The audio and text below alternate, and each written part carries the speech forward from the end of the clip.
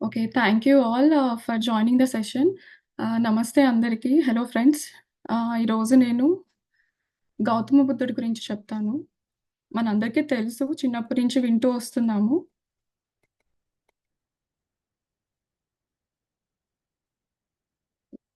Starting. Okay.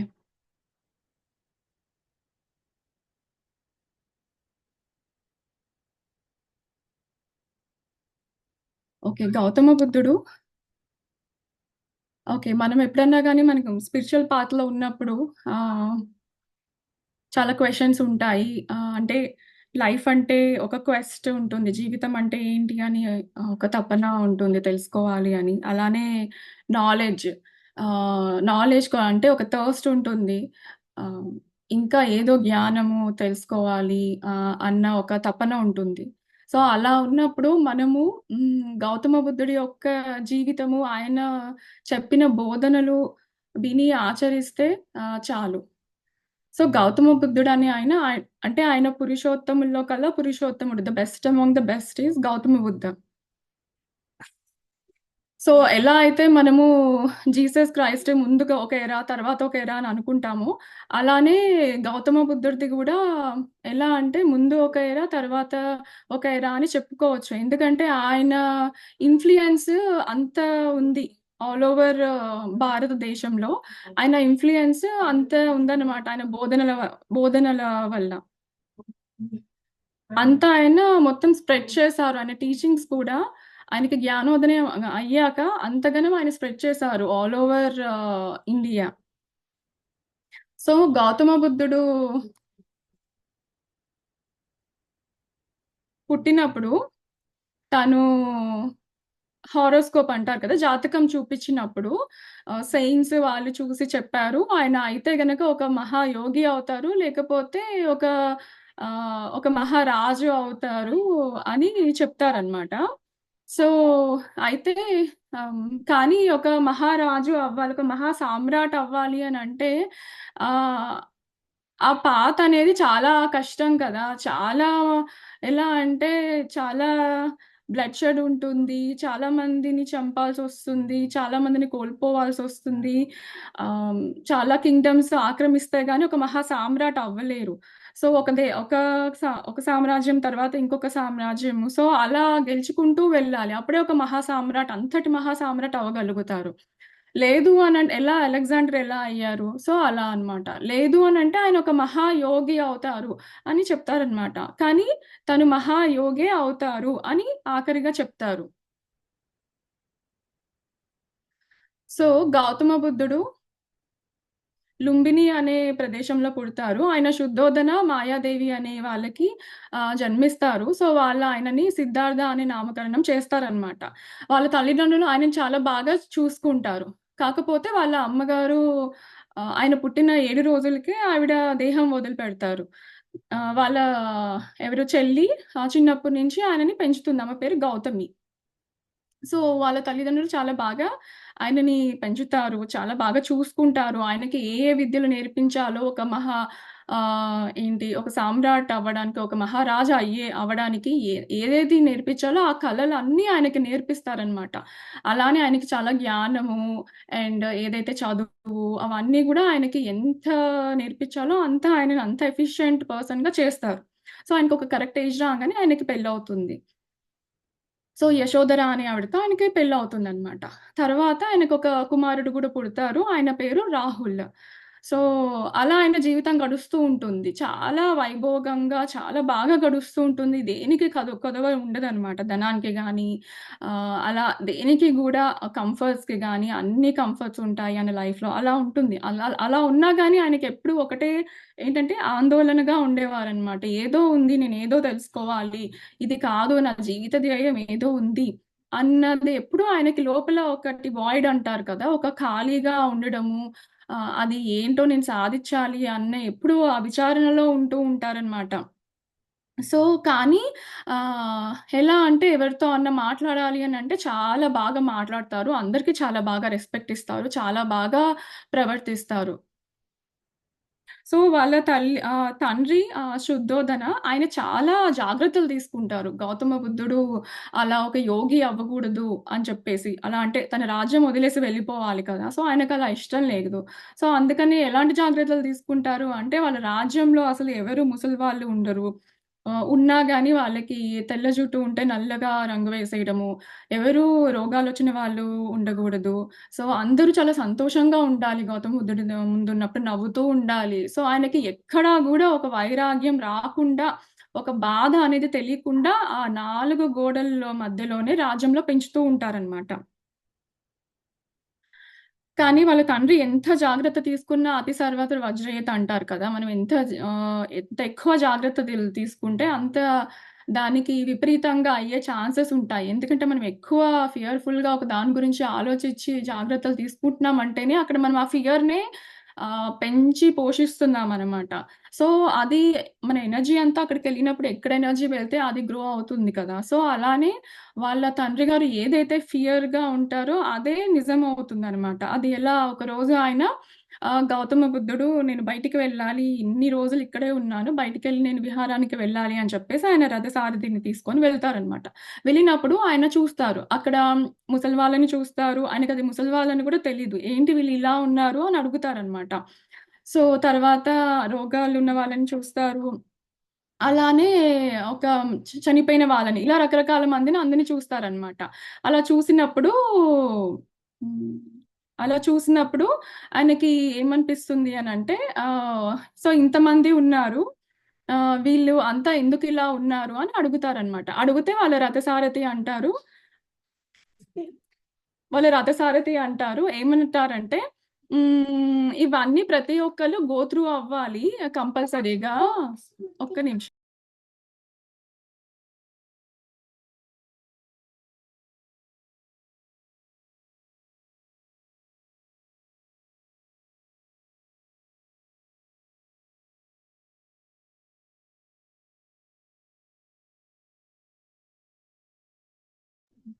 Okay. So, ప్రతి ఒక్కళ్ళు లైఫ్‌లో వీటిల్ని మనము ఎదుర్కోవాలి. ఇవన్నీ ఫేజెస్‌ని మనం ఎదుర్కోవాలి అని ఆయన చెప్తారనమాట. ఆయన సారథి ఎవరైతే ఉంటారో ఆయన చెప్తారు. సో, అప్పుడు ఆయనకి ఒస్తుందనమాట. అంటే ఆయన ఎక్కువ రిక్లైన్ టువర్డ్స్ సెయిన్స్ అనేది అప్పుడు జరుగుతుంది. ఏంటి అనంటే ఆహ్, హ్మ్. ఇంకొకళ్ళని చూస్తారనమాట. ఇలా ఎవరినైతే చూస్తారో ముసలి వాళ్ళని అలా అందరిని చూసినప్పుడు ఒక సెయింట్ గూడా కనిపిస్తారు. ఒక సాధువు కనిపిస్తారు. ఆ సాధువు కనిపించినప్పుడు అడుగుతారనమాట. ఏంటి ఈయన సంతోషంగా ఉన్నారు. ఈయనెవరు అనంటే రథసారథి చెప్తారనమాట. ఈయన సాధువు. ఈయన గూడా ఒక ముక్తి మార్గంలో వెళ్తున్నారు. నన్ను మీరిన్ని ప్రశ్నలు అడిగే బదులు మీరు ఈయనని అడగండి ఆ ప్రశ్నలు అన్నీ అని చెప్తారనమాట. చెప్తే సో, అలానే బుద్ధుడికి అప్పుడు ఆయన దగ్గరికెళ్ళి అడుగుతారు.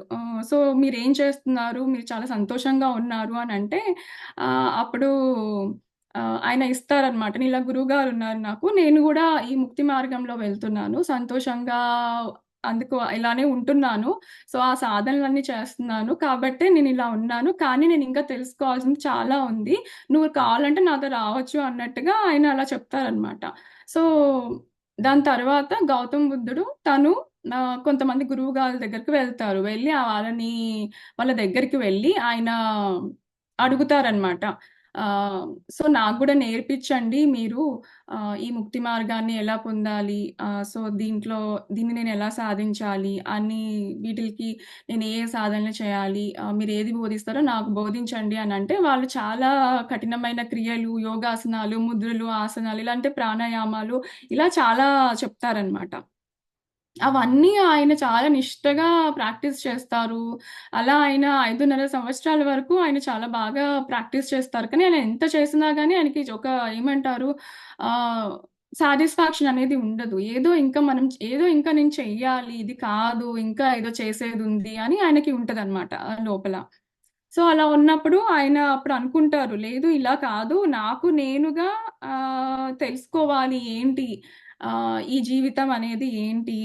ఎందుకు ఇంత దుఃఖం ఉంది జీవితంలో? దీన్ని ఎలా నేను అధిగమించాలి? ఈ దుఃఖానికి మూల కారణం ఏంటి? సో, దాన్ని తెలుసుకోవాలి. దీన్నెలా అధిగమించాలో తెలుసుకోవాలి. లేకపోతే ఈ జీవితం అనేది ఎందుకుంది? సో, ఈ క్వెషన్స్‌కి ఆయనకి ఆన్సర్స్ కావాలి. సో, దానికి ఆయనకి ఆన్సర్స్ దొరకవు. ఇలా ఎన్ని చేసినా ఆయనకి ఆన్సర్స్ అనేది దొరకదు. దొరకనప్పుడు ఆయన ఏం చేస్తారు అనంటే ఆయనతో పాటు నలుగురు ఫ్రెండ్స్, ఐదుగురు ఫ్రెండ్స్ ఉంటారు. ఆయన స్నేహితులు. ఆయనతో పాటు మెడిటేషన్ వాళ్ళందరూ కలిసి మెడిటేషన్‌లో, ధ్యానంలో కూర్చుంటారు. ఎలా అంటే అసలు భోజనం చెయ్యరు. అండ్ అలానే పడుకోరు. అసలు ఏమి తినరు అండ్ వాటర్ గూడా తీసుకోరు. అంత కఠినమైన సాధన చేస్తుంటారు. సో, అలా చేస్తున్నప్పుడు వాళ్ళెలా అంటే ఇంక మొత్తము బోన్స్, ఎముకలు కనిపిస్తాయి బయటికి. అంత ఘనము సన్నగిల్లిపోతారనమాట. సో, అప్పుడు సుజాత అనే ఆవిడ అటుగా వెళ్తున్నప్పుడు ఆవిడ చెప్తది అనమాట. ఏంటి అనంటే, "ఏంటి మీరు అసలు ఇంత కఠినమైన సాధన చేస్తున్నారు. అసలు మీ శరీరం ఉంటేనే గదా! మీరు ఈ సాధన ఏదన్నా గాని చేయగలరు. ఈ శరీరాన్ని మీరు బాగా చూసుకోవాలి కదా!"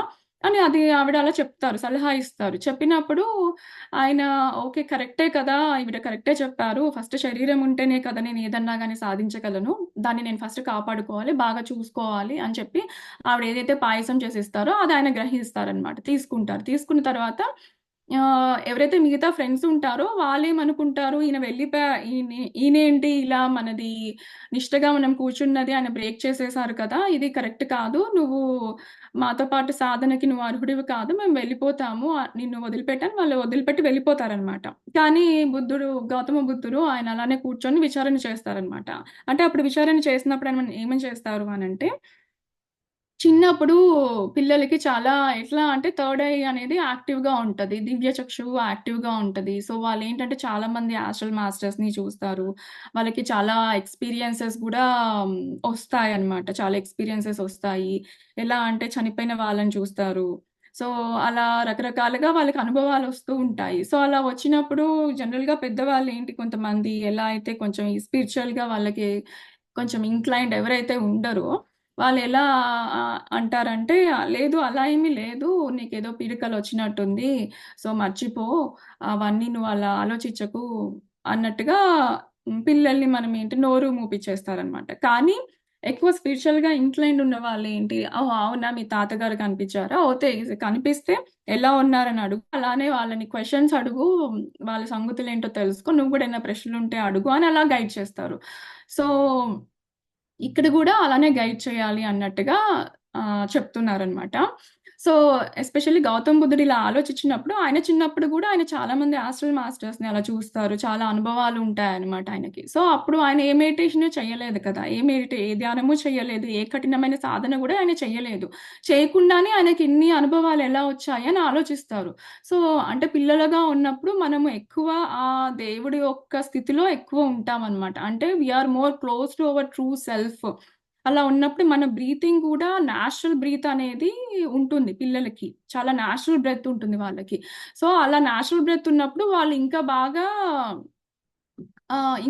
వాళ్ళు దగ్గరగా ఉంటారనమాట. వాళ్ళ ఒక ట్రూ సెల్ఫ్‌కి ఇంకా చాలా దగ్గరగా ఉంటారు. సో, ఇప్పుడు అలానే గౌతమ్ బుద్ధుడు గూడా ఓకే. అంటే బ్రీతింగ్ అనేది నేచురల్‌గా ఉండాలి. సో, అంటే మనం బ్రెత్ పైననే పని చేయాలి. మన ఊపిరి పైననే మనం పని చేయాలి అని ఆయన ఆలోచిస్తారనమాట. ఆలోచిచ్చి నప్పుడు ఆయనకొకటి తడుతుంది. ఎలా అంటే unless you become like a child you cannot enter the Kingdom of the God. Unless మనం ఒక పిల్లోడి అవస్థకి వెళ్తే తప్పించి మనము ఆ దేవుడు ఒక రాజ్యంలోకి వెళ్ళలేము అన్నది జీసస్ క్రైస్ట్ చెప్తారు కదా! ఇది గౌతమ బుద్ధుడు ఆయన క్రైస్ట్ సమయం కంటే ముందే ఆయనకి ఈ ఆలోచన వస్తుంది. ఆయన బోధనలో గూడా ఆయన చెప్తారనమాట. సో, అలా అంతా ఆలోచించినప్పుడు ఆయనకర్థమవుతుంది. ఓకే. చిన్నప్పుడు మనం ఏ టెక్నిక్ ఫాలో అవ్వలేదు. ఏ సాధన ఇలా చేయలేదు. అంటే మన బ్రెత్ నేచురల్‌గా చేసుకోవాలి. సో, అలా చేసుకోవాలి అనంటే ఆలోచనలు తగ్గాలి. అంటే యాంగ్జైటీ ఫ్యూచర్ గురించి ఆలోచించడం, పాస్ట్ గురించి ఆలోచిస్తే స్ట్రెస్ అవుతుంది. సో, అట్లా అన్ని ప్రభావం వల్ల మన ఏదైతే బ్రీతింగ్ ఉంటుందో అది నేచురల్ స్టేట్ నుంచి నాట్ నేచురల్ అయిపోతదనమాట. సో, దానివల్ల మనం మన ట్రూ సెల్ఫ్ నుంచి దూరంగా వెళ్ళిపోతాము. సో, అది ఆయనకి అర్థమవుతుంది. అర్థం చేసుకొని ఆయనేం చేస్తారు, కళ్ళు మూసుకుంటారు. ఆయన శ్వాసని గమనిస్తారు. ఒక చిన్నోడి అంటే ఆయన చిన్న పిల్లోడు మైండ్‌లో ఉన్నప్పుడు ఎలా ఉంటారో, ఆ స్థితిలోకి ఆయన వెళ్ళిపోతారనమాట.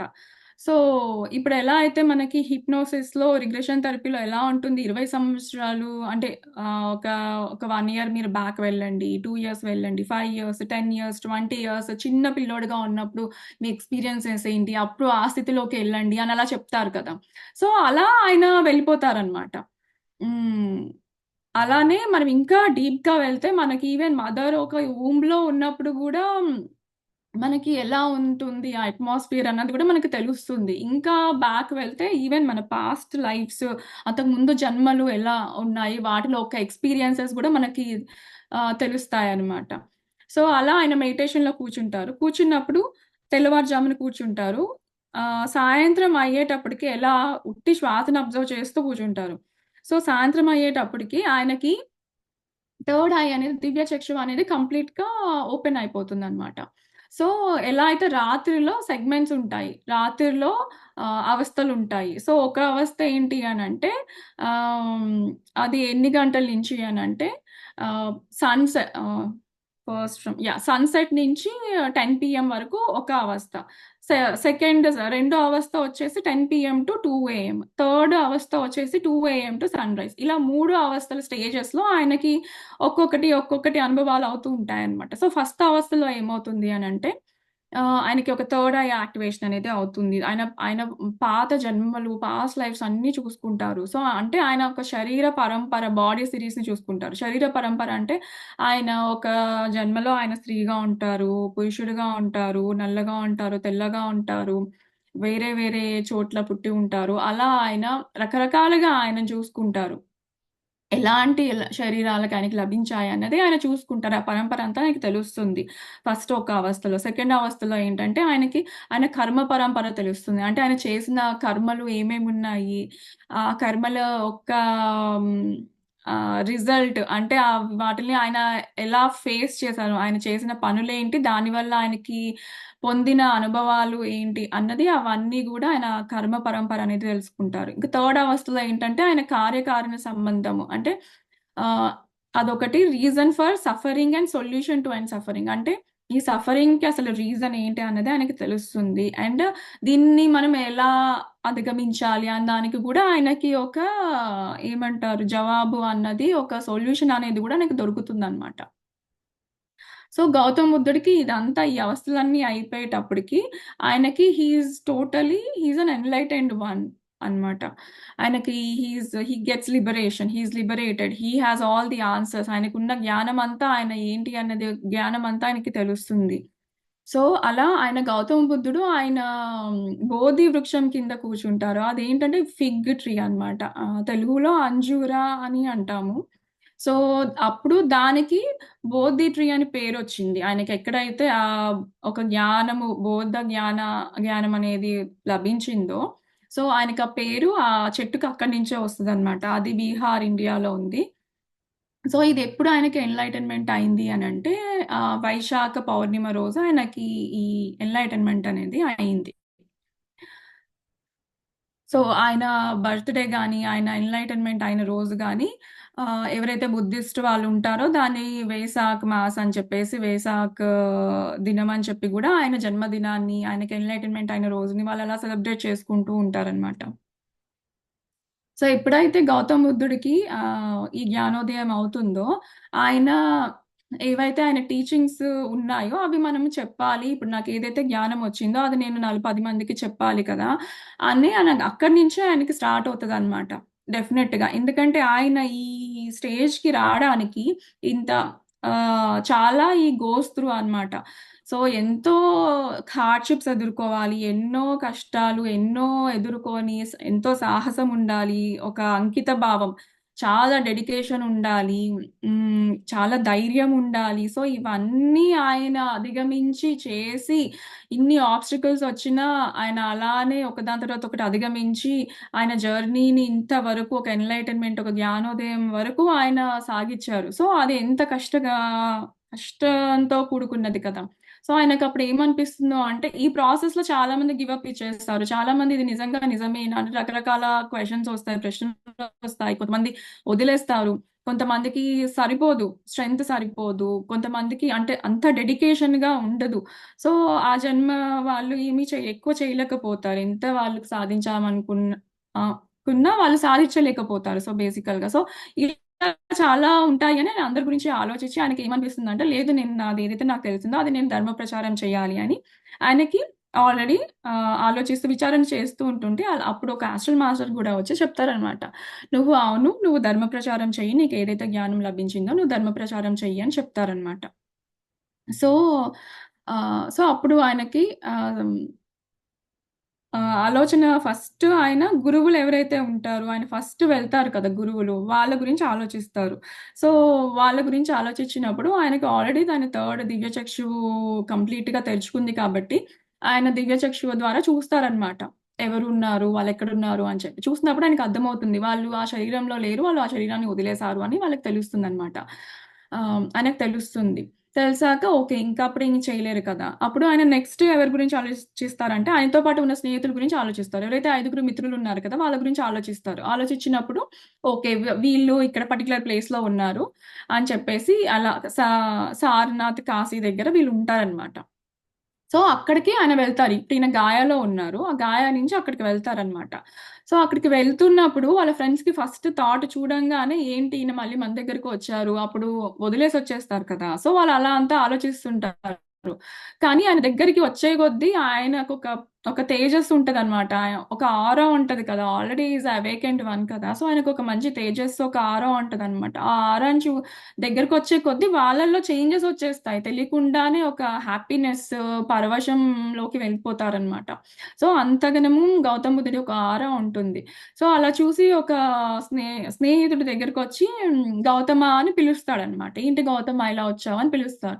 పిలవంగానే బుద్ధుడు ఫస్ట్ ఆయన వాక్క్షేత్రాన్ని కరెక్ట్ చేస్తారు. సరిచేస్తారు. నేను గౌతముడిని కాదు. నేను బుద్ధుడిని. ఎందుకంటే ఆయన ఆల్రెడీ ఈస్ ఎన్‌లైటెన్డ్ పర్సన్ కదా! సో, అందుకని నన్ను బుద్ధ అని పిలువు అని ఫస్ట్ ఆయన ప్రీచింగ్ ఇక్కడే అన్నమాట. ఫస్ట్ ప్రీచింగ్ వాక్క్షేత్రం సరిగ్గా ఉండాలి. మనం మాట్లాడే ప్రతి ఒక్క మాట సరైన మాటగా ఉండాలి అని ఆయన ఫస్ట్ ప్రీచింగ్ అక్కడ ఇస్తారన్నమాట.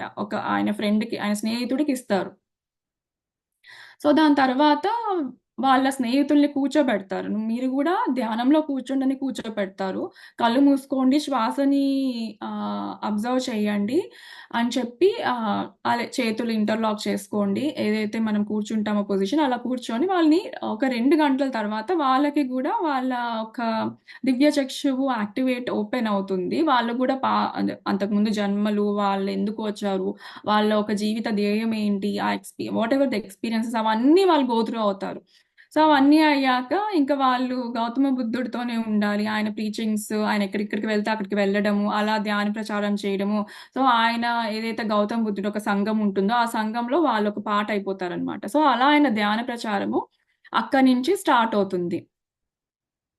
కాశీ, సరనాథ్ ఉంది కదా! సో, అక్కడి నుంచి బేసికల్‌గా ఆయన ధ్యాన ప్రచారం అనేది, ఆయన బోధనల ప్రచారం అనేది స్టార్ట్ అవుతుంది.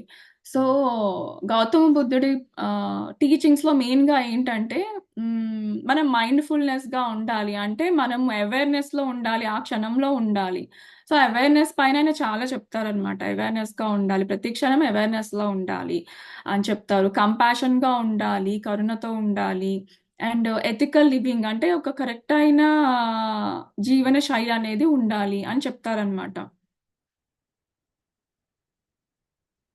సో, బుద్ధుడు తను ఆనాపానసతి అనే మీకు తెలుసు కదా! మెడిటేషన్. సో, ఏంటి అంటే శ్వాస పైన ధ్యాస. సో, ఆన అంటే గాలిని పీల్చుకోవడం, అపాన అంటే వదలడము, సతి అంటే ఆ మూమెంట్‌లో ఉండడము. అంటే అది అబ్జర్వ్ చేస్తూ ఉన్నప్పుడు మన థింకింగ్ అనేది, థాట్స్ అనేది ఇంకెక్కడికి వెళ్ళదు. ఆ క్షణంలోనే ఉంటామనమాట. సో, మనం అదే పిల్లలుగా ఉన్నప్పుడు మన బ్రీతింగ్ అలా ఉంటది. నేచురల్ బ్రీతింగ్ ఉంటుంది. చాలా అవేర్‌నెస్‌లో ఉంటారు పిల్లలు.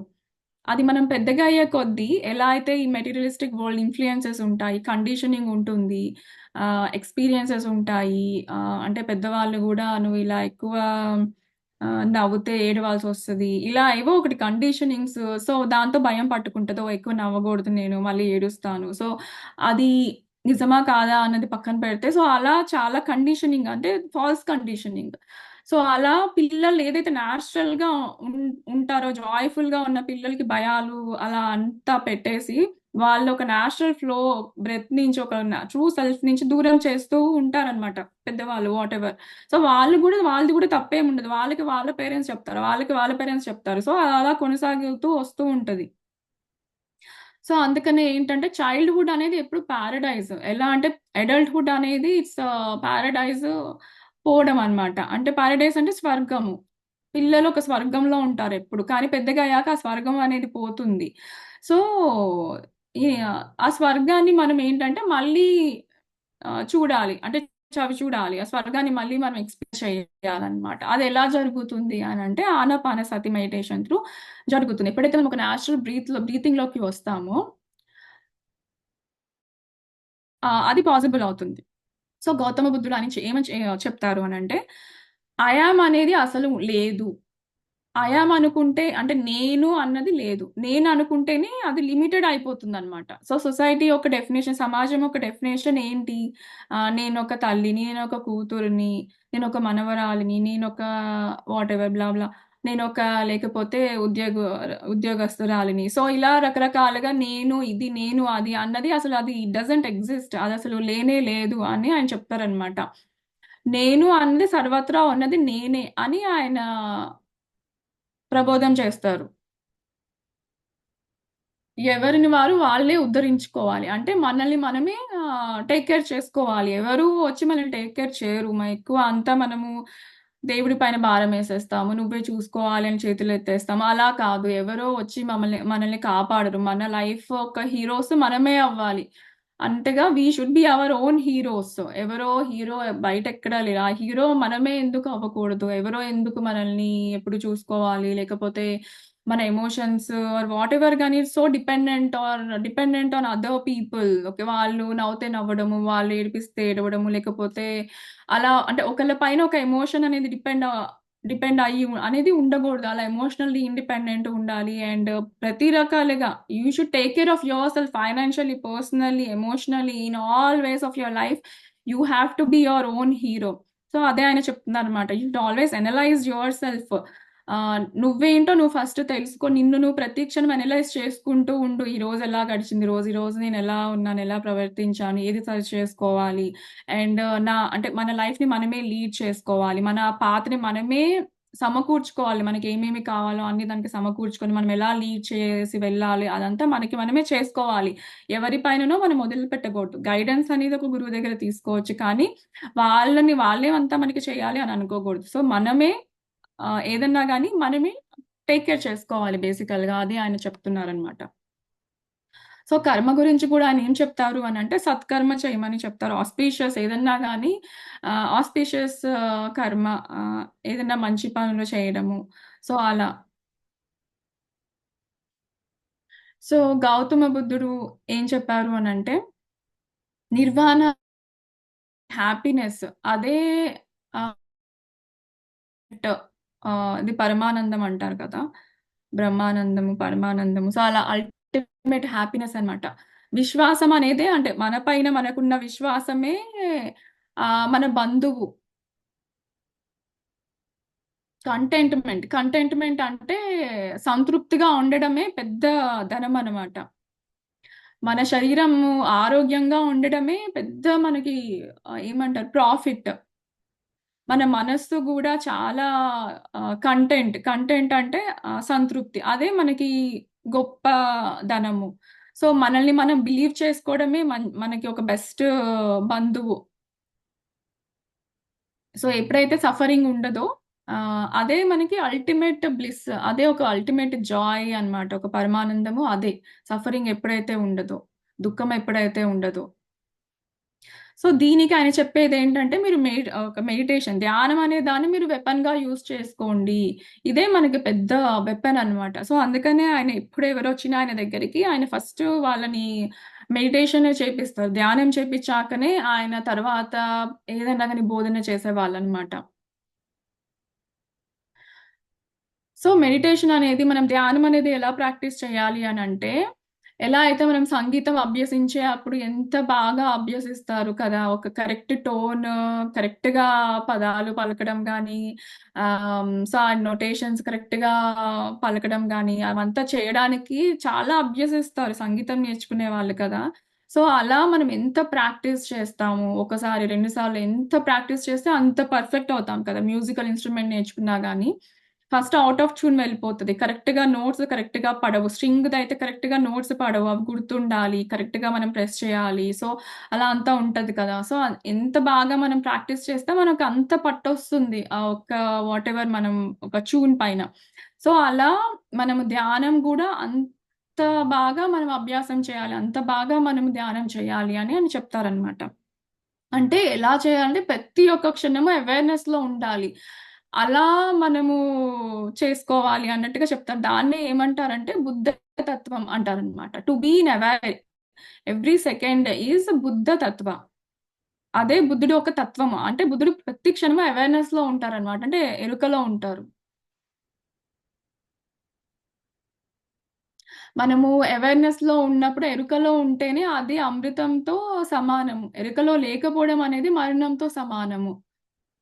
మనము అవేర్‌నెస్ అనేది మన ఆలోచనలో ఉండాలి. మనం మాట్లాడే మాటల్లో ఉండాలి. మనం వినే వాటిల్లో ఉండాలి. అలానే మన ఒక ప్రవర్తనలో గూడా ఆ ఎరుకనేది ఉండాలి. అలానే మనం చేసే ప్రతి ఒక్క పనిలో గూడా హ్మ్. అవేర్‌నెస్ అనేది ఉండాలి. యాక్షన్స్, పని ఏదన్నా గాని, ఏది చేసినా గాని చాలా అవేర్‌నెస్‌తో ఉండి చేయాలి. మనం అవేర్‌నెస్‌తో తినాలి. తిన్నా గాని ఎంత తింటున్నాము? ఏం తింటున్నాము? ఎప్పుడు తింటున్నాము? ఎన్ని సార్లు తింటున్నాము? అలా ప్రతి నిమిషం అవేర్‌నెస్‌లో ఉండాలి. అలానే పడుకున్నప్పుడు కూడా ఎంతసేపు పడుకుంటున్నాము? పడుకోవడానికి మనం ఎంత సమయం ఇస్తున్నాము? ఎన్నింటికి పడుకుంటున్నాము? ఎన్నింటికి లెగుస్తున్నాము? అవన్నీ కూడా మనం చాలా అవేర్‌నెస్‌లో ఉండాలి. సో, ఎక్కువ నిద్ర అనేదే మనము సాధనగా చేసుకోవాలి అని అంటారు కదా! సో, ఆ నిద్రపోవడం గూడా మనము కరెక్ట్‌గా బ్రహ్మ ముహూర్తం ఆ టైంకి మనం లెగుస్తే 2, 3 అలా లెగిసి మనం ధ్యానం చేసుకుంటే మనం చాలా మన హయ్యర్ సెల్ఫ్‌కి చాలా దగ్గరగా ఉంటాము. అప్పుడు మనం ఇంట్యూషన్ చాలా పనిచేస్తుంది. అండ్ ధ్యానం గూడా చాలా బాగా అవుతుంది. మీకు ఎక్స్‌పీరియన్సెస్ కానీ అవి చాలా బాగా you will be like very close to the whole universe అనమాట. సో, అలా మనము ప్రతిసారి అవేర్‌నెస్‌లో ఈవెన్ పడుకున్నప్పుడు గాని అవేర్‌నెస్‌లో ఉండాలి. సో, అలా ఉన్నప్పుడు అవేర్‌నెస్‌లో ఉంటే ఏమవుతుంది అనంటే, ఆహ్, ఏదన్నా గాని మనం ఒక మాట మాట్లాడాలి, ఒక పని చెయ్యాలి అంటే మనకి లోపల నుంచి ఆ వాయిస్ మనకి వినిపిస్తదనమాట. వాయిసే ఎప్పుడు క్లియర్‌గా వినిపిస్తుంది అనంటే, ఎంత మనం అవేర్‌నెస్‌లో ఉంటే ఆ వాయిస్ అంత బాగా వినిపిస్తుంది. లేదు కొంచెం లేదంటే క్లౌడెడ్ అయిపోతుంది. బాగా వినిపించదు. మనము బాగా ఒకవేళ ఎక్కువ కోపమొచ్చింది, లేకపోతే ఎక్కువ దుఃఖమొచ్చినప్పుడు ఏంటంటే మన అవేర్‌నెస్ పనిచేయదనమాట. అందుకని ఎమోషన్స్ పైన ఫస్ట్ మనకి కంట్రోల్ ఉండాలి. వాటిని మెల్లమెల్లగా కంట్రోల్‌లోకి తెచ్చుకున్నప్పుడు, మనకి ఆ ఇన్నర్ వాయిస్ అనేది వచ్ వచ్ బయటికి వినిపిస్తున్నప్పుడు, మనము దాన్ని మన ఎమోషన్స్‌తో కప్పేస్తాము, ఆపేస్తాము. సో, అలా కాకుండా అవేర్‌నెస్‌లో ఎరుకలో ఉంటే ఆ వాయిస్ చెప్తుంటుంది. అది చాలా స్ట్రాంగ్‌గా చెప్తది. చెప్పినప్పుడు మనము దాన్ని పట్టుకొని ఆచరిస్తే సరిపోతది. అందుకంటే గురువనేది అందుకనే బయట ఎవరు లేరు. బీ యువర్ ఓన్ హీరో అంటే అంతే. ఆ గురువనేది మన లోపల నుంచే మన ఇంట్యూషన్ చెప్తుంది. అదే ఒక పెద్ద గురువనమాట. అదెప్పుడు పనిచేస్తుంది అవేర్‌నెస్‌లో ఉంటేనే, ఎరుకలో ఉంటేనే మనం ఆ వాయిస్‌ని వినగలుగుతాము. మనం ఆ క్షణం వినకపోయినా గానీ, మనకి నేచర్ త్రూ మన ముందుకి కనిపిస్తూ ఉంటాయన్నమాట. ఇది చూడు, ఇది నువ్వు సరి చేసుకోవాలి అని థింగ్స్ త్రూ కనిపిస్తాయి. మన చుట్టూ ఉన్న వస్తువుల త్రూ, మనుషుల త్రూ కనిపిస్తాయి. ఇంకా వినలేదు అనంటే మన బాడీ పైకి డిసీజెస్ ఒస్తాయి. సో, దాని త్రూ చెప్తుంది. సో, అలా రకరకాలుగా మనము మన ఎదుగుదలకే ప్రతి ఒక్కటి విశ్వంలో మన విశ్వమే, మన లోపల ఉన్న విశ్వమే, బయట ఉన్న విశ్వము. అదే మనకి కనిపిస్తూ ఉంటదన్నమాట. సో, అవేర్‌నెస్ అనేది అందుకని చాలా చాలా ఇంపార్టెంట్. గౌతమ్ బుద్ధుడు ఆయన చెప్పింది గూడా అవేర్‌నెస్ పైననే చెప్పారు. ప్రతి క్షణం అవేర్‌నెస్‌లో ఉండాలి. ఆ స్థితికి వెళ్ళాలి అని ఆయన చెప్తారనమాట. బ్రాహ్మిన్ అంటే ఎవరు? సో, గౌతమ బుద్ధుడు ఒక టీచింగ్స్ ఏంటి అంటే ధమ్మ అని అంటారనమాట. ఆయన టీచింగ్స్ అన్నిటిని. ధమ్మపదం. సో, ధమ్మపదంలో చెప్పారు. ఏమని చెప్పారు? బ్రాహ్మిన్ అంటే ఎవరు అని ఏమని చెప్పారు అంటే, ఎవరైతే బ్రాహ్మిన్ యొక్క అమ్మకి పుడతారో వాళ్ళు కాదు బ్రాహ్మిన్. బ్రాహ్మిన్ అంటే ఎవరైతే ఈ కర్మచక్రం నుంచి బయటపడతారో, ఎవరైతే birth cycle of death and birth నుంచి బయటపడతారో, ఎవరైతే మహాయోగి అవుతారో, సెయింట్ ఎవరైతే క్రియేటివ్ పర్సన్ కళల్లో బాగా రాణిస్తారో, సో, అట్లాంటి వాళ్ళు ఎవరైతే ఈ పాస్ట్ లైఫ్ ఒక నాలెడ్జ్ ఉంటుంది, ఎక్స్‌పీరియన్సెస్ ఇవన్నీ పొంది ఒక మార్గంలో వెళ్తారో, సో, వాళ్ళు యాక్చువల్‌గా బ్రాహ్మిన్స్ అంటే ధ్యానం చేసే వాళ్ళు నిరంతరం ఉంటది కదా! Quest for life and thirst for knowledge. So, అదెప్పుడైతే ఎవరికీ ఉండడమే కాదు, దాన్ని మనం జీవితంలో ఇంప్లిమెంట్ చేసుకుంటూ వెళ్తూ ఉంటామో, వాళ్ళే నిజమైన బ్రాహ్మిన్స్ అని ఆయన ఒక ధమ్మ పదంలో ఆయన చెప్తారనమాట. ఎవరు అంటరాని వాళ్ళు అన్‌టచబుల్స్ అంటే ఆహ్, హ్మ్. సో, మన చుట్టూ చాలా మంది జనాలుంటారు. సో, కొంతమంది నాట్ సో ఇంక్లైన్డ్ ఉంటారనమాట. స్పిరిచువల్‌గా నాట్ సో ఇంక్లైన్డ్ ఉంటారు. సో, అట్లాంటి వాళ్ళ అన్‌టచబుల్ అంటే ఫిజికల్‌గా నాట్ అన్‌టచబుల్ బట్ స్పిరిచువల్‌గా నాట్ అన్‌టచబుల్ అన్నట్టుగా ఆయన చెప్తారనమాట. సో, అలా అంటే అన్‌టచబుల్ అని కాదు. అంటే ఏదో అంటరాని వాళ్ళగా అదేదో పదంలాగా కాదు గానీ ఎలా అంటే వాళ్ళ నుంచి కొంచెం దూరంగా ఉండాలి. అలా వాళ్ళ ఆ స్థితిలో లేనప్పుడు మనము వాళ్ళకి చెప్పడం గాని అలా చెయ్యగూడదు. వాళ్ళకి అది వెళ్ళదనమాట. మనం ఎంత చెప్పినా వాళ్ళకి బుర్రలోకి వెళ్ళదు. వాళ్ళున్న స్థితి వేరు. మనకి ఉన్న స్థితి వేరు. సో, వాళ్ళ జర్నీ వేరు. సో, మనది వేరు. సో, అలా ఉన్నప్పుడు మనకున్న నాలెడ్జ్ అంతా వాళ్ళ పైన తోపున అంటారు గదా! సో, వాళ్ళ పైన అలా వేయగూడదనమాట. సో, వాళ్ళేంటంటే వదిలిపెట్టేసేయాలి. వదిలిపెట్టేసి కానీ మనం వాళ్ళతో ఎక్కువ సాంగత్యంలో ఉంటే ఏమవుతదంటే, వాళ్ళు ఆలోచనలు మనకొస్తాయి. సో, ఎలా అంటే ఎక్కువ సేపు ఎవరితో ఉంటామో వాళ్ళ థింకింగ్ మనకొస్తుంది కదా! సో, అందుకని చాలా కేర్‌ఫుల్‌గా ఉండాలి. మనం ఎవరితోన్నా మిత్రం అంటే ఫ్రెండ్‌షిప్ చెయ్యాలి, స్నేహం చెయ్యాలి. సో, ధ్యానంలో లేరు కదా అని స్నేహం చేయకుండా ఉండడం, వాళ్ళని అంటరాని వాళ్ళుగా చూడమని కాదు. ఎంతవరకు ఉండాలో అంతవరకు ఉండాలి. మన రెస్పాన్సిబిలిటీస్ వాళ్ళతో మనం ఎంత మెయింటైన్ చేయాలో ఫ్రెండ్‌షిప్ అంత మనం మెయింటైన్ చేయాలి. సో, అవన్నీ చేస్తూ ఉండాలి. కానీ ఎంతవరకు ఉండాలో అంతవరకు ఉండాలి. మనం ఎంతవరకు మాట్లాడాలో, ఏం మాట్లాడాలో అంతవరకే మాట్లాడాలి అని ఒక బౌండరీస్ ఉంటాయి కదా! ప్రతిదానికి. సో, అలా ఉండాలి అని ఆయన చెప్తున్నారు. సో, అట్లాంటి వాళ్ళు యాక్చువల్‌గా మనం అలా చూడాలి. అన్‌టచ్ అంటే కొంచెం దూరంగా ఉండాలి అన్నట్టుగా ఆయన చెప్తున్నారనమాట. Not like physically untouchable.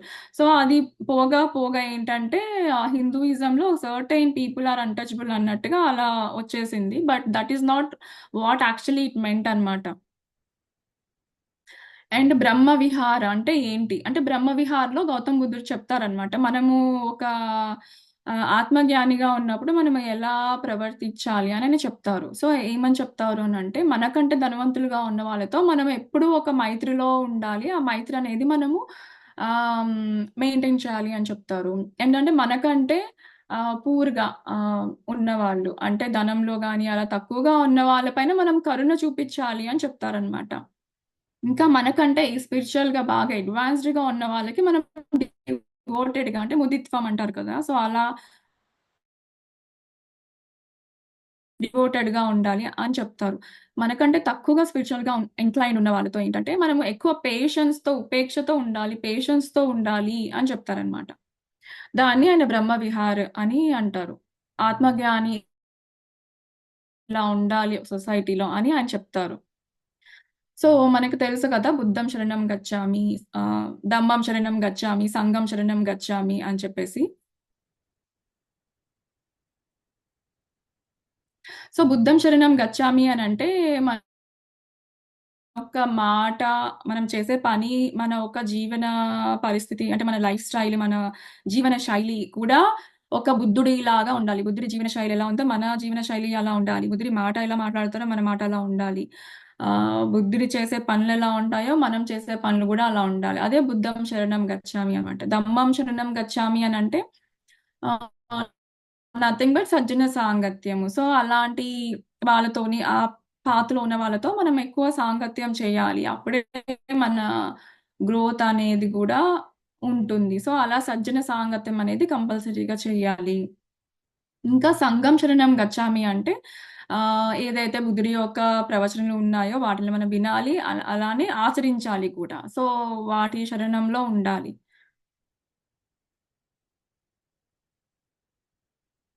So, బుద్ధుడు చెప్పింది 4 సత్యాలు ఏంటంటే ఆహ్, లైఫ్‌లో జీవితంలో సఫరింగ్ అనేది ఉంది. అంటే జీవితంలో దుఃఖం అనేది ఉంది. ఆ దుఃఖానికి కారణము కోరిక. సో, ఆ కోరికని మనము ఎలా జయించాలి అనంటే అష్టాంగ మార్గం అనేది ఉంది. ఆ అష్టాంగ మార్గం త్రూ మనము 8 ఫోల్డ్ పాత్ అంటారు కదా! దాని త్రూనే మనము ఈ కోరికలననేది మనం జయించగలం. కోరిక అంటే ఏదైనా అవ్వచ్చు. అంటే ఎక్స్‌పెక్టేషన్స్ ఆర్ డిజైర్. డిజైర్ అనేది పోదు కదా! ఒకదాని తర్వాత ఒకటి, ఒకదాని తర్వాత ఒకటి అనేది వస్తూనే ఉంటుంది. సో, దాన్ని మనం ఎలా జయిస్తాము? ఈ అష్టాంగ మార్గం ద్వారా మనం జయించొచ్చు అని చెప్తారు. సో, ఆయన దీంట్లో బోధిస్తారనమాట. ఏమని అనంటే ఒక సరైన దృక్పథం ఉండాలి. సరైన దృక్పథం వేటి వైపు ఉండాలి అనంటే, ఈ నోబుల్ ట్రూత్స్ ఏవైతే ఉన్నాయో అదే సఫరింగ్ అనేది ఎందుకొస్తుంది? ఆ సఫరానికి మూలమేంటి? కోరిక. ఆ కోరికని మనం ఎలా జయించొచ్చు? సో, ఇది మనం నిరంతరం నెమరేసుకుంటూ ఉండాలనమాట. అలా సరైన దృక్పథం నుంచి మనం ఆలోచించాలి. విచారణ, థాట్, రైట్ థాట్ కరెక్ట్‌గా మనము మన ఆలోచనలు కూడా చాలా కరెక్ట్‌గా ఉండాలి. ఎందుకంటే మన ఆలోచన నుంచే కర్మలు అనేది అక్కడి నుంచే వచ్చేస్తది. కర్మ అంటే మనం ఫిజికల్‌గా ఏదో పని చేస్తేనే ఒక బిహేవియర్ చేస్తేనే కాదు. ఈవెన్ మన థాట్స్ త్రూ గూడా మనం కర్మ అనేది క్రియేట్ చేస్తాం. Either good or bad or whatever it is it keeps on we are doing that కర్మ అనేది అయిపోతుందనమాట. ఒకళ్ళ గురించి మనము జెలసీ ఫీల్ అయినా, ఒకళ్ళ గురించి మనము నాట్ సో గుడ్ ఫీల్ అయినా గాని, అదంతా కర్మ కిందకే వచ్చేస్తుంది. అందుకని ఒక రైట్ థాట్ అనేది మనం ఎప్పుడు కల్టివేట్ చేసుకోవాలి. అంటే హోల్‌సమ్ థాట్స్ అంటే అందరిని మనము కలుపుకొని ఆలోచించాలన్నమాట. మనమే అన్నట్టు కాదు. స్వార్థంగా కాకుండా నిస్వార్థంగా ఆలోచించగలగాలి. పాజిటివ్‌గా ఆలోచించగలగాలి. అంటే ఎప్పుడు మంచి థాట్సే ఉండాలి. ఇది జరగకపోతే ఏంటి? ఇలా అయితే ఏంటి? సో, అలా ఎక్కువ సెల్ఫ్ డౌట్‌లో, ఫియర్స్‌లో ఉంటాం కదా! అలా కాకుండా ఆ నెగెటివ్ థింకింగ్‌లో నుంచి పాజిటివ్ థింకింగ్‌లోకి రావాలి అని చెప్తారనమాట. ఇంకా రైట్ స్పీచ్. అంటే మన వాక్ గూడా సరైన పదాలు మాట్లాడాలి. సరిగ్గా మాట్లాడాలి. సత్యంగానే మాట్లాడాలి. చాలా కైండ్‌గా కరుణతో మాట్లాడాలి. కంపాషన్‌తో మాట్లాడాలి. సో, మాట చాలా జాగ్రత్తగా మాట్లాడాలి. సో, అలా మనం మాట్లాడలేకపోతున్నామంటే సైలెంట్‌లోకి వెళ్ళిపోవాలి. నోరు మూసేసుకోవాలి. సో, అలా ఉండాలి అని చెప్తారనమాట. రైట్ యాక్షన్ కర్మ. అంటే సరైన పని చెయ్యాలి. అంటే మన ఎథికల్‌గా ఉండాలి. బిహేవియర్ గూడా మనది కరెక్ట్‌గా ఉండాలి. ఏదన్నా గాని మన కంపాషనేట్ బిహేవియర్ ఉండాలి.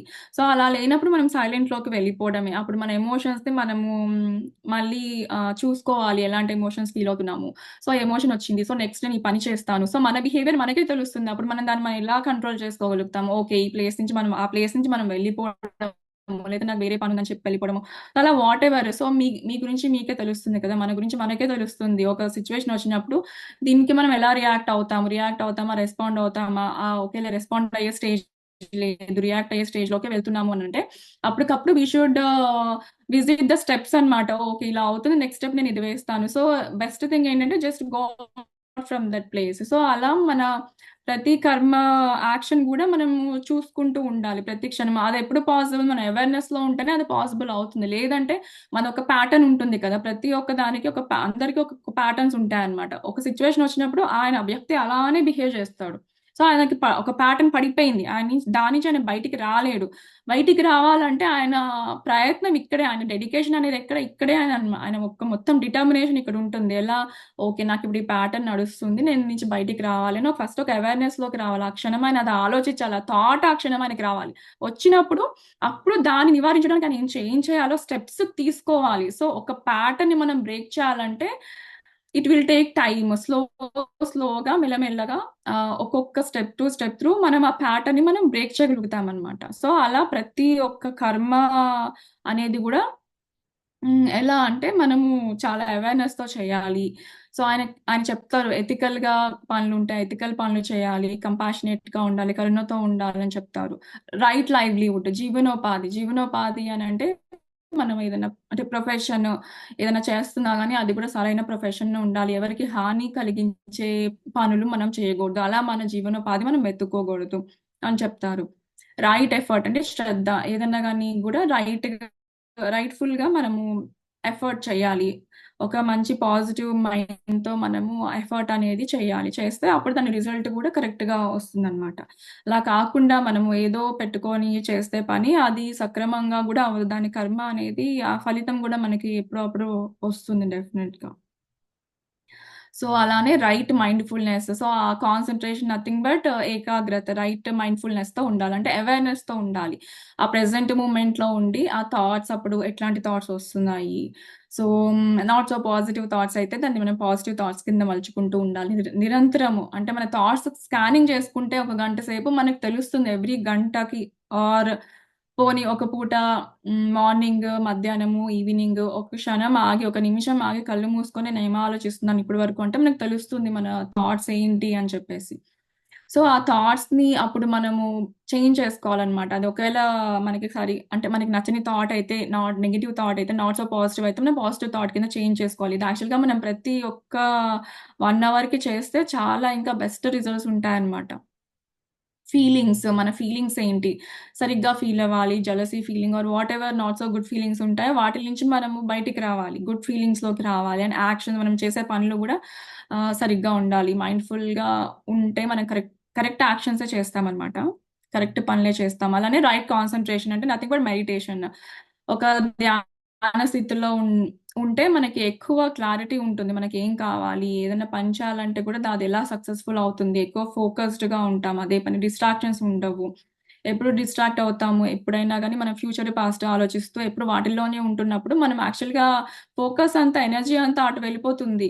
సో, అందుకని ఎక్కడైతే మనం ఏదైతే కావాలో ఆ గోల్ పైననే మనం నిరంతరం ఫోకస్ చేస్తూ ఉంటుంటే దానికి ఎనర్జీ వెళ్తుంది. అది సక్సెస్ అవుతుంది. సో, అందుకనే కరెక్ట్ కాన్సంట్రేషన్ ఉండాలి. అది కూడా సరైన గోల్ అన్నమాట. ఇంకా ఆయన ఏం చెప్పారు అంటే 5 మోరల్ పర్సెప్ట్స్ అని చెప్పారంట. ఎథికల్‌గా మన జీవన శైలి ఉండాలంటే మనం ఏం చేయాలి అనంటే ఏదన్నా గాని ఒక హార్మ్ చేయకూడదు. ఏ లివింగ్ బీయింగ్స్ ఆన్ దిస్ ఎర్త్‌కి మనం హార్మ్ చేయకూడదు. మన కండక్ట్, మన సెన్సెస్‌ని మనం కరెక్ట్‌గా యూజ్ చేసుకోవాలి. రాంగ్‌గా యూజ్ చేయకూడదు. ఆహ్ ఏదైతే మనది కాదో అలా మనము ఆశించగూడదు. తప్పుగా మాట్లాడగూడదు. వేరే ఇంటాక్సికేషన్ థింగ్స్‌ని మనం సేవించగూడదని చెప్తారు. ఇంకా నాన్ వయలెన్స్ పైన గూడా ఆయన చాలా చెప్తారనమాట.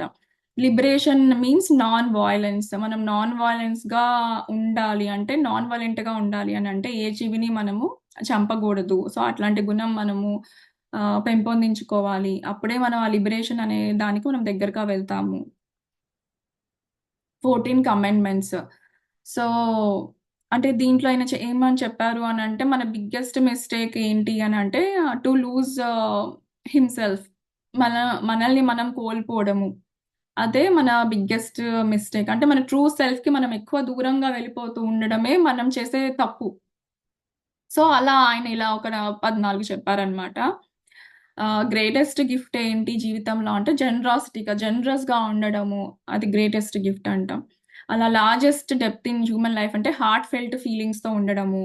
గ్రేటెస్ట్ అసెట్ ఏంటి అంటే లైఫ్‌లో మనం అంటే మనకున్న ధనము మనం సంపాదిచ్చాము అని మనం ఎప్పుడు అనుకోవచ్చా అంటే, మనం హెల్తీగా ఉన్నప్పుడు, మన మైండ్ పీస్‌ఫుల్‌గా ఉన్నప్పుడు, అదే మనకున్న గొప్ప హెల్త్ అన్నమాట. ఆహ్, బిగ్గెస్ట్ డ్రాబ్యాక్ ఏంటి జీవితంలో అంటే మిస్‌అండర్‌స్టాండింగ్. మనం పదే పదే ఎప్పుడు మిస్‌అండర్‌స్టాండ్ చేసుకోవడమే మన ఒక బిగ్గెస్ట్ డ్రాబ్యాక్. అలా ఎక్కువ ప్రతిదాన్ని మిస్‌అండర్‌స్టాండ్ చేసుకుంటే మనమే ఎక్కువ నష్టపోతాము. గ్రేటెస్ట్ లాస్ ఏంటి అనంటే లైఫ్‌లో మనం యారోగెంట్‌గా ఉండడము. గ్రౌండెడ్‌గా ఉండకపోవడం అనేది యారోగెంట్‌లోకి వెళ్ళిపోవడము. ఈగో ఎక్కువ ఉంటే గూడా ఎక్కువ యారోగెన్స్ వచ్చేస్తుంది. సో, అలా ఎక్కువ యారోగెంట్‌గా ఉండడమే అది మన గ్రేట్ లాస్. దానివల్ల ఈగో ఎక్కువ ఉంటే ఏంటంటే ఎవరి మాట వినకుండా ఉంటాము. మనదే కరెక్ట్. నేను చెప్పిన పద్ధతే కరెక్ట్. మనం ఓపెన్‌గా ఉండము. ఎలా అంటే బాగా closed. Heart will also be closed అనమాట. They are not open to learn anything. Not open to listen to anybody. వాళ్ళ పర్స్‌పెక్టివ్‌లో ఆలోచించము. అసలు అలా ఉంటామనమాట. అరోగెన్స్‌లో ఉంటాము. ఈగో ఎక్కువ ఉంటే. సో, అందుకనే we have to be more open. More like a child like అనమాట. సో, ఇలా ఆయన ఇలా 14 చెప్పారు. సో, సో, లాఫింగ్ బుద్ధ అనే ఆయన చైనాలో ఇట్స్ వెరీ పాపులర్ అనమాట. ఒక ఫన్ పర్సన్‌గా చూస్తారు. మనకిక్కడ ఇండియాలో బుద్ధుడు అంటే బాగా సీరియస్ అన్నట్టుగా ఉంటది కదా! కానీ అలా కాదు. బుద్ధుడు ఎప్పుడూ ఒక చక్కగా చిరుమందహాసంతో ఉంటారనమాట. హ్మ్. ఓకే. బుద్ధుడు ఆయన ఫ్లూట్ వాయించడానికి చాలా ఇష్టపడతారు. ఆయన చాలా అద్భుతంగా ఫ్లూట్ వాయించేవాళ్ళు. అలానే ఆయన వాయించినప్పుడు కూడా ఫ్లూటు ప్రతి ఒక్కళ్ళు మైమరిచిపోయి ఆయన దగ్గరకొస్తారనమాట. వచ్చి కూర్చోవడము, కూర్చొని ధ్యానం చేయడము అలా చేసేవాళ్ళనమాట. So, yeah!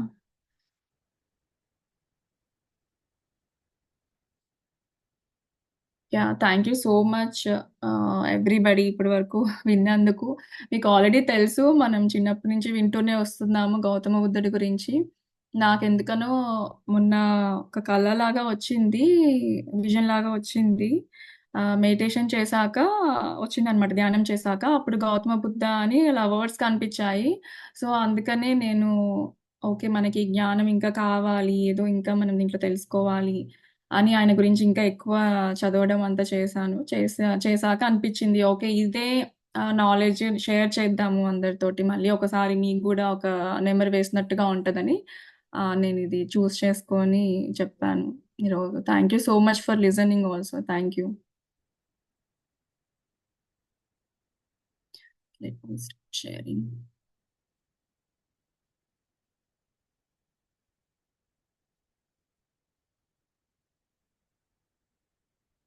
ఎవరన్నా ఏమన్నా షేర్ చేసుకుంటారా?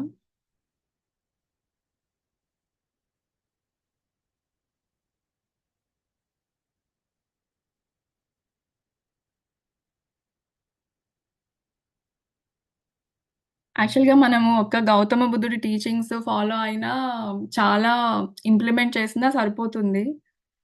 అని అనిపిస్తది. ఆయన ఆల్రెడీ మనకి వే క్లియర్ చేసి పెట్టేసారు కదా! ఆయన టీచింగ్స్ కూడా చాలా ఉన్నాయి. వాటెవర్ ద 4 నోబుల్ ట్రూత్స్ కానీ, మీరు అష్టాంగ మార్గం చూసారు గదా!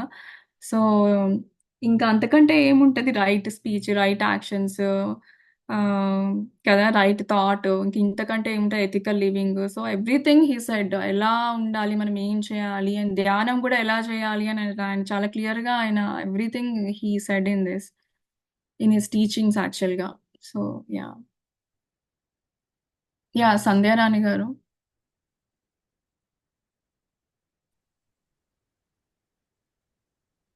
యాహ్! చెప్పండి. యాహ్! చాలా చెప్పావమ్మా ఇది. అసలకంటే మనకు తెలిసిందే అయినా కానీ ఆహ్, అక్ అంటే ఇంకొకసారి మనం రివైజ్ చేసుకున్నట్టుగా. ప్లస్ మనము యాహ్! ఫాలో అవుతున్నది కూడా ఆనాపానసతి బుద్ధుడు చెప్పిన ఆ పద్ధతే మనం ఫాలో అవుతున్నాం కదా! ఆనాపానసతి కూడా ఇది మాట కూడా పాలీ భాషలోదనుకుంటాను నేను బుద్ధుడు చెప్పిందే. సో, మనం అవును. ఆయనదే ఫాలో అవుతున్నాం. ప్లస్ హ్మ్. నాకు దీంట్లో మీరు చెప్పిన దాంట్లో నాకు చాలా బాగా అంటే అన్‌టచబుల్ అన్నదానికి మీరిచ్చిన అనాలిసిస్ చాలా బాగా నచ్చిందది. అన్‌టచబుల్ అంటే ఏదో క్యాస్ట్ వైస్ లాగా కాకుండా, హ్మ్. ఆధ్యాత్మిక కోణంలో ఎవరైతే దూరంగా ఉంటారో వాళ్ళతో మనం పంచుకోవడము వేస్ట్. మనం చెప్పినా గాని వాళ్ళకి దే కెనాట్ రిసీవ్ ఇట్. అవును. మనం చెప్పే ఆధ్యాత్మిక విషయాలు వాళ్ళు అందుకోలేరు. అది దానికి అన్‌టచబుల్ అంటారన్నది చాలా బాగా అనిపించింది నాకసలకి. ప్లస్ ఇంకా మరి అష్టాంగ మార్గం ఇవన్నీ మనకు తెలిసిందే మన స్కూల్లో చిన్నప్పటి నుంచి చదువుకుంటున్నదే అయినా కానీ యాహ్! ఇప్పుడు ఈ మార్గంలోకొచ్చాక దాని మీద కొంచెం ఎక్కువగా మనము స్ట్రెస్ చేసి దాన్ని ఫాలో అవ్వాలి అని పెట్టుకుంటున్నాం. కానీ అది గూడా చాలా కష్టం. ఇవన్నీ ఫాలో అవ్వాలంటే గనక ఇట్స్ నాట్ సో ఈజీ అనిపిస్తుంది. అంటే మనలోకి మనం వెళ్లి ప్రతి ఒక్క ఈచ్ అండ్ ఎవ్రీ స్టెప్ మనము చూసుకుంటూ ఉండాలి. ఎలా చేస్తున్నాము? ఏం చేస్తున్నాము? అప్పుడే కదా మన రైట్ థింకింగ్, రైట్ స్పీచ్ అన్నీ మనం చేయగలం అనిపిచ్చింది. ఇది ఎన్ని సార్లు విన్నా కానీ, మళ్ళీ మళ్ళీ కొత్తగానే ఉంటాయి. మళ్ళీ మళ్ళీ మనము అనుసంధానం చేసుకుంటూనే ఉండాలి. చాలా చెప్పారమ్మా ఇది. అందులో మీకొక విజన్ ఇదే ఐ మీన్ ఒక వాయిస్ లాగా, మెసేజ్ లాగా వచ్చినప్పుడు వచ్చింది. అది కూడా yeah! Great. Thank you very much అమ్మా. Thank you. Yeah! Thank you అండి. Thank you for sharing your thoughts. Thank you so thank much. You. Okay. ఇంకెవరైనా ఏదైనా చెప్తారా?